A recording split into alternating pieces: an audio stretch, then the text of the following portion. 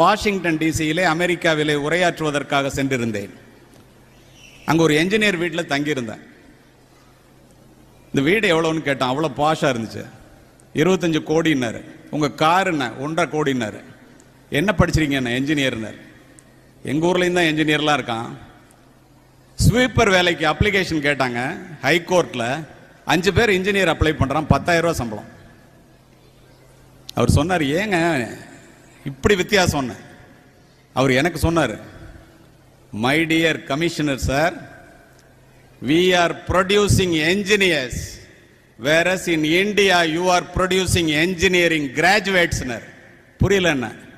இங்க ஒருத்தன் என்ஜினியர் முடிச்சுட்டு வெளியில வந்தா உலகத்திலே பெரிய பில்டிங்கை எப்படி கட்டணும், உலகத்திலே பெரிய பாலத்தை எப்படி கட்டணும், 100 அடிக்கு கீழே எப்படி டனல் போட்டு வண்டியை ஓட்டணும், எலக்ட்ரிக் ட்ரெயினை, எலக்ட்ரிசிட்டியை தண்ணியில் இல்லாமல்